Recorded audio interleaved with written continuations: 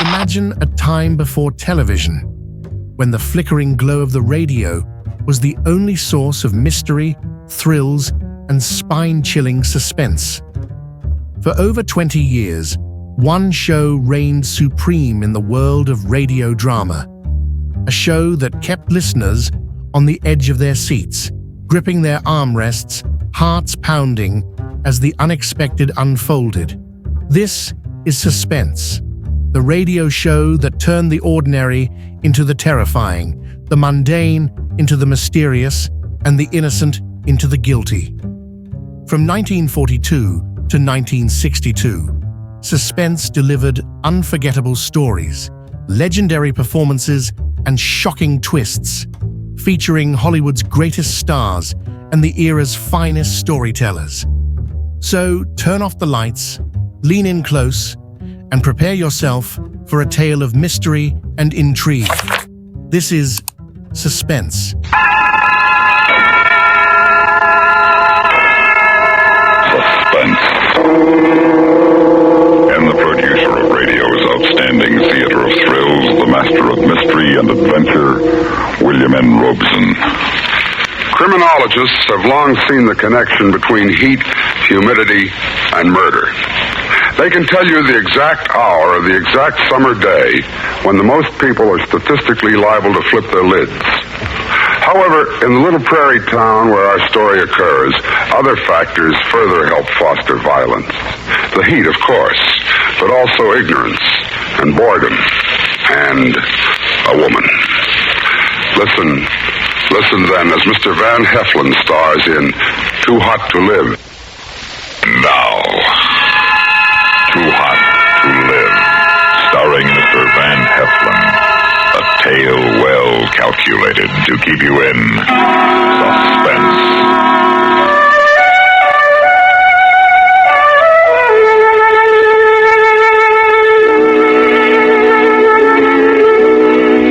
The sun is starting to pucker the tar road leading into Marcus Junction. Sweat is beginning to streak through my shirt.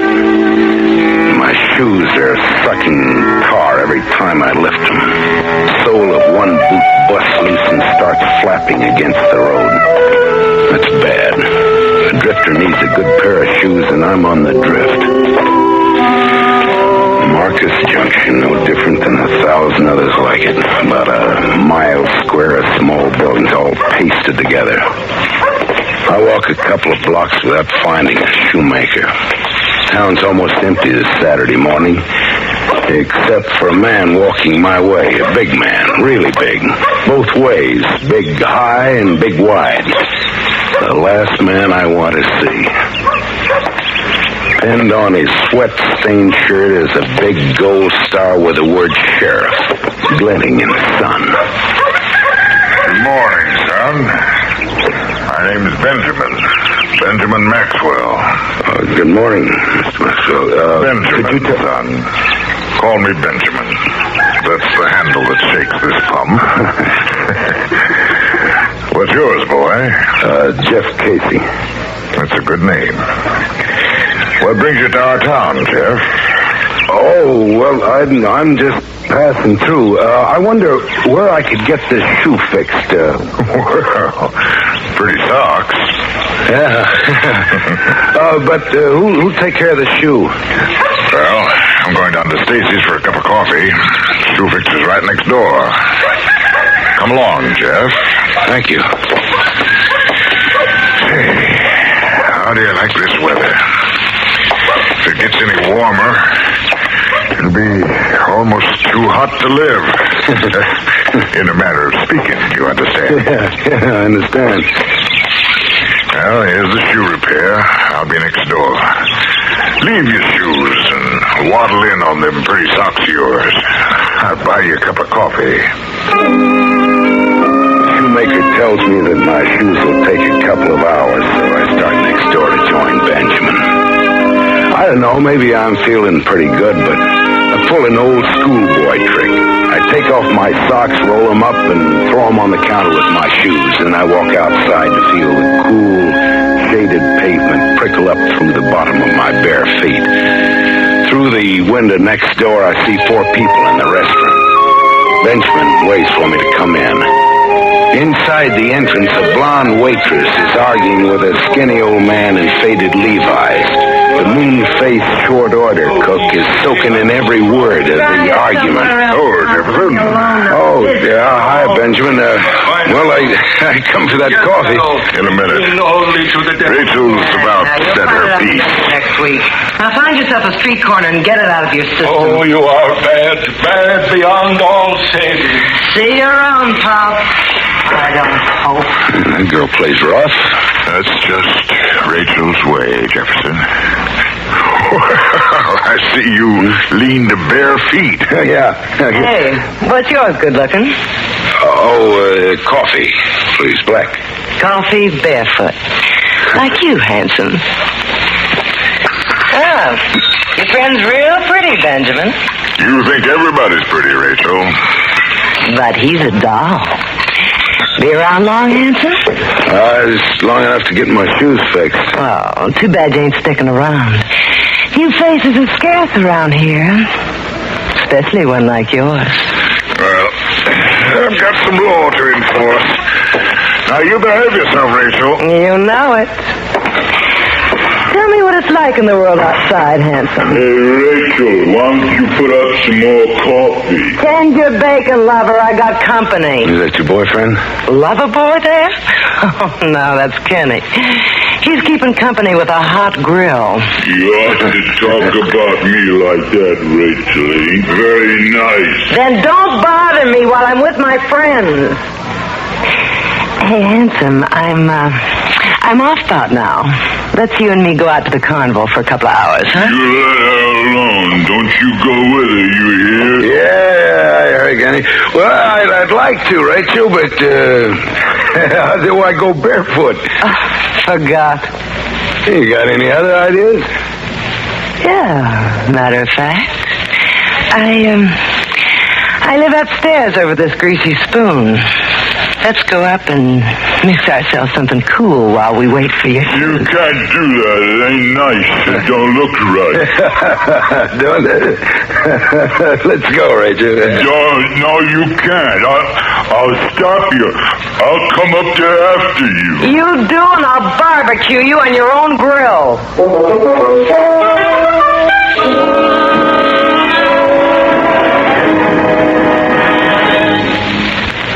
In a moment, we continue with the second act of Suspense. And now, starring Mr. Van Heflin, Act 2 of Too Hot to Live.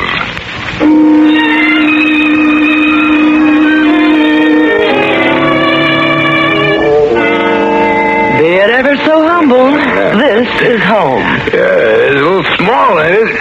Let's kick out a wall or something. The windows don't help much, but the drinks will.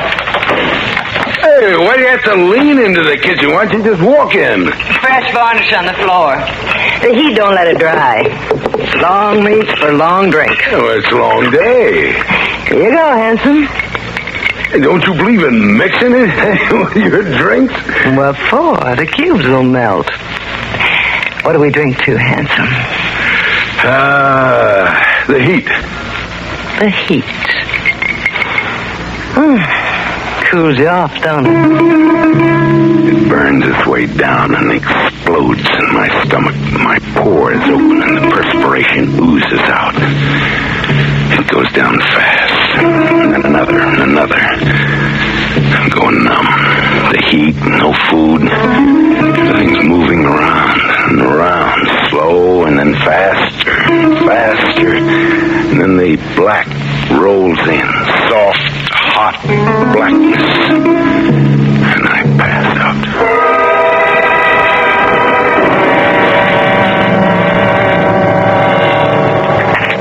All right, come on. Now, I've got something to show you. Hey, let me alone. Over there, in the corner of the kitchen. Hey, take your hands off. See her? That's how I found her. You beside her and your filthy hands still tied around her throat. You killed her. You killed Rachel. Doesn't make any kind of sense. stagger toward it, stepping on broken glass. Pain, stinging. Remembering bare feet. The open shower waiting for me. I turn the handle of the cold water and half throw myself into the shock of the stream. I'm coming out of it. Coming to. What did he... He said I'd killed her. Hey, Sheriff! Benjamin! Hey, Benjamin, come up here! I got a dirty killer for you! Kenny shouted it out of the window to Benjamin. I gotta get away. I've got to think. What happened? What? I get to the bathroom window. My feet hit the scalding tar on the shed roof. I scramble across it, drop to the street. Narrow alley, and I'm running down it. I turn the corner and run right into Benjamin. All right, Jefferson. Why'd you do it, son? I didn't kill her, Benjamin. I don't remember, but I know... You don't sound sure, Jefferson. Don't you know? Well, we were drinking. I blacked out. Drunk? Unconscious? You could still move around. You could have done what was done in that apartment. No, but I couldn't. Why would I want to do that? Well, maybe you played too rough. Maybe she tried to stop you. Cut you with a knife. Why'd you run away? Well, I was scared. Kenny said that my hands were around her throat. Well, I'll have to lock you up. And I'll go back and have a good look around. Maybe I'll find something. And if you don't? Rachel's dead, Jefferson. Somebody killed her. Try to hang me. Why can't I remember what happened? What led to this? Sweat's rolling down Benjamin's forehead, collecting along the top of his glasses, sliding into his eyes. They smart and snap shut. I slap at his glasses, knocking them off his face, and grab for his gun. His arm comes down fast, hard, chopping at my hand, numbing my arm, and the gun falls to the road. I run, hopping up and down, lopsided. Come back here! You can't get far!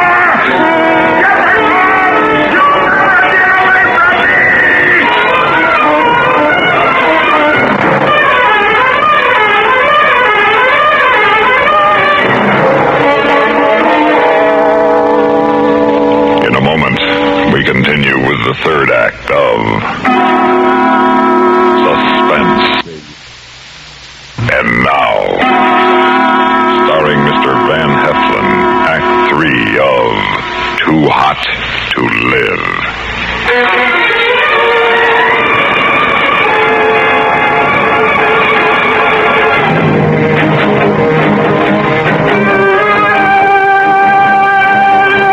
Running again down the burning street. Out to the end of town. Toward the railroad. I run till my legs slide away from under me. And then crawl. Dragging a body that has no feeling. A dead weight that robs my arms of their strength. Finally steel rails glisten ahead and I lay sprawled out. Heart and lungs going crazy in my body. I can't go any farther.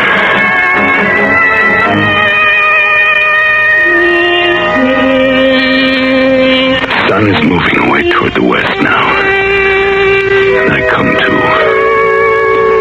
feeling a little better.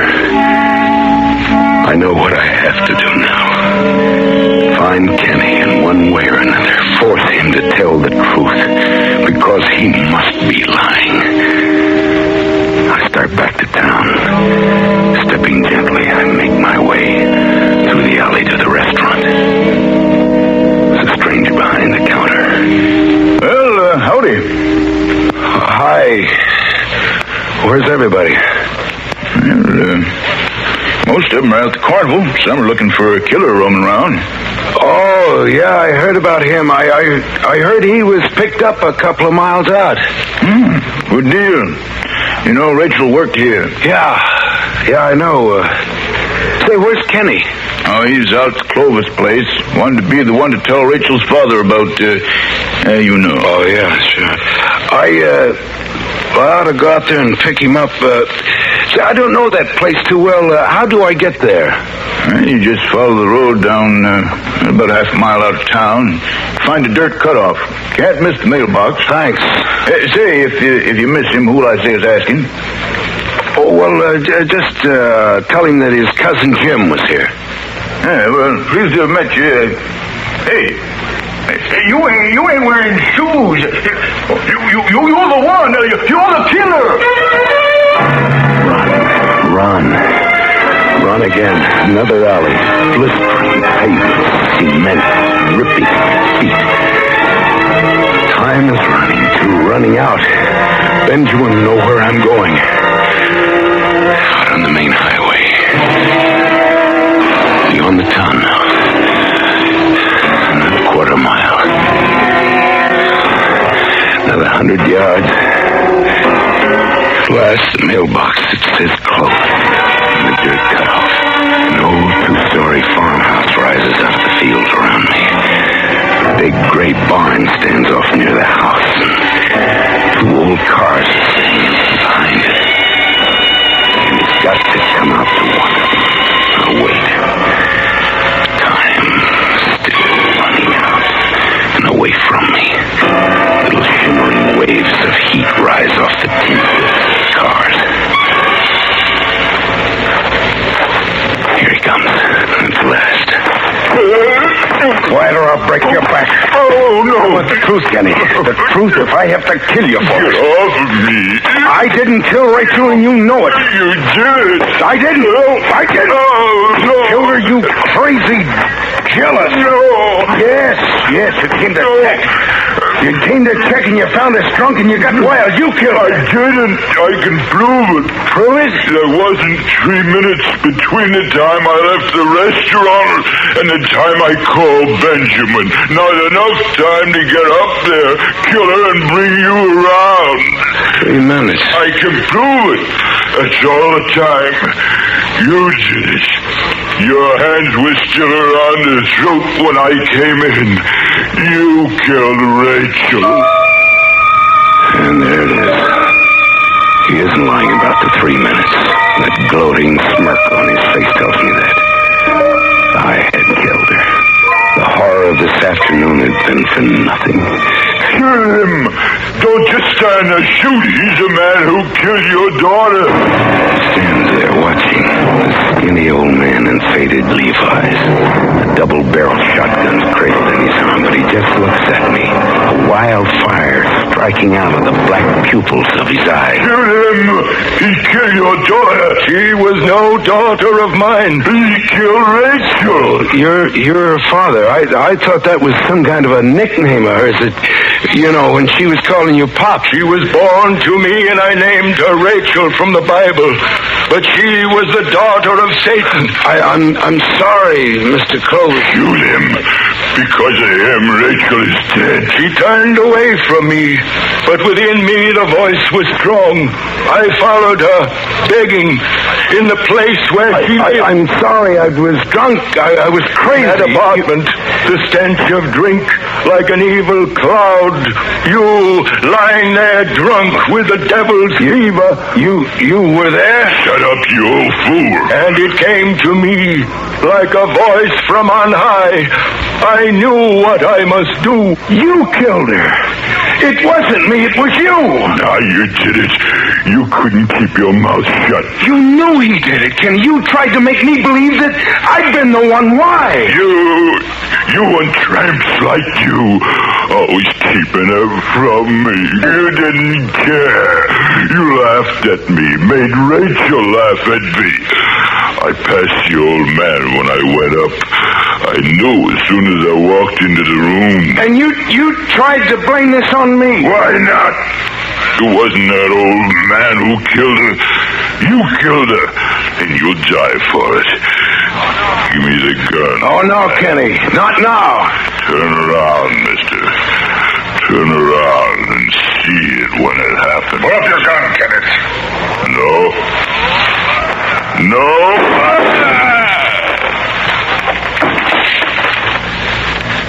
Get up, Jefferson. We'll go home now. I never thought I'd be so glad to see you, Benjamin. If you hadn't been so eager to run, I could have saved your feet a lot of wear. I knew you weren't a murderer, son. You knew? I went back to the apartment. The whole story's there in the varnish on the kitchen floor. No bare feet around the body, but lots of hobnailed boot prints. You cut your hand on broken glass in the living room. That's what made it bleed.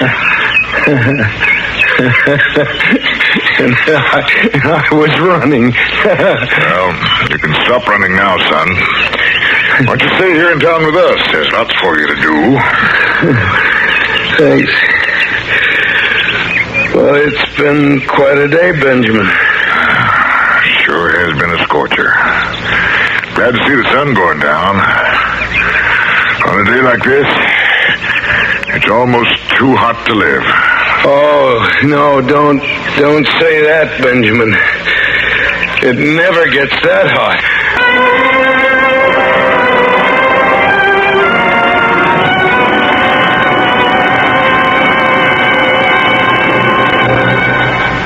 Suspense, in which Van Heflin starred in William N. Robeson's production of Too Hot to Live, written by Sam Rolfe.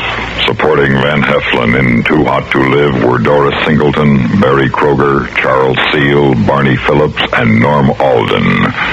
Listen again next week when we return with Mr. Jim Backus starring in See How He Runs. Another tale well calculated to keep you in suspense. I'd love to know where you're listening from.